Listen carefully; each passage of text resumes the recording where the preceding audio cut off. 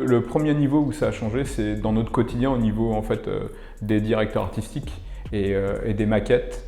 C'est-à-dire qu'aujourd'hui, on arrive à des maquettes beaucoup plus abouties sur toutes nos campagnes, sur chaque présentation. En fait, on ne fait plus de photomontage, on prompte en fait, les visuels auxquels on a pensé, sur lesquels on veut aboutir. Et donc en fait, on a, on va dire, un rendu 10 fois, voire 100 fois plus qualitatif par rapport à ce qu'on avait avant. Le deuxième point, je pense que c'est sur la production. Aujourd'hui, en fait, on n'envisage plus la production de la même façon. C'est-à-dire à chaque fois qu'on a une campagne ou des visuels à développer en social, une campagne en affichage ou potentiellement même maintenant du film, on se dit tiens, est-ce qu'on peut la produire avec l'intelligence artificielle? C'est un sujet qu'on aborde régulièrement avec nos clients. À l'agence, on a la chance d'avoir lancé un studio qui s'appelle iMagination il y a environ 6 mois.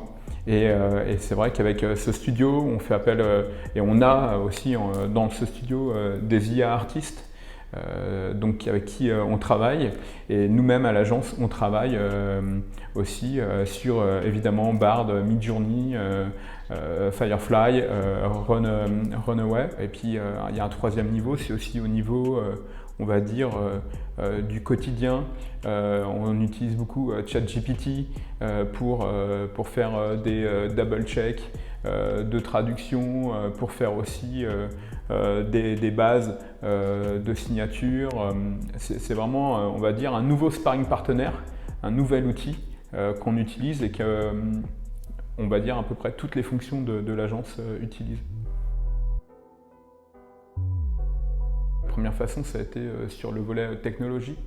Il y a beaucoup de grands groupes qui se sont dit tiens, on va développer notre propre IA. Il y a d'autres agences un peu plus petites comme nous qui ont lancé effectivement des studios de création. Donc ça, c'est un deuxième volet. Et je pense aussi plus globalement qu'il y a vraiment des niveaux très disparates dans les agences et dans les groupes de communication sur la façon d'aborder l'IA. Je pense que les annonceurs sont déjà en avance sur pas mal d'agences, sur leur vision de l'IA, sur leur pratique de l'IA et ce en quoi l'IA peut les aider au quotidien, ce qui n'est pas tout à fait le cas de certaines agences à mon sens. Et donc je pense qu'il y a vraiment un niveau très disparate dans l'appréhension de l'IA au sein des agences de communication aujourd'hui. D'un côté, on peut se dire que l'IA, c'est un super moyen d'ouvrir considérablement notre imagination en tant que créatif. C'est-à-dire qu'avant, il y avait 50 à 60% de nos idées, on disait « Oh là là, ça c'est impossible à faire, on ne va pas pouvoir le faire », notamment visuellement. Et d'un autre côté, effectivement, il y a entre guillemets certaines limites auxquelles il faut faire attention, c'est-à-dire il y a des limites éthiques sur lesquelles il faut vraiment se pencher, il faut se poser les bonnes questions. Pour cette campagne, est-ce que je dois utiliser l'IA ou non? Ça, c'est une vraie question éthique. Aussi, il faut se poser les questions d'éthique sur, par exemple, la représentation de la diversité par l'IA. En fait, l'IA, elle nous renvoie en fait tous les travers de l'humain aussi.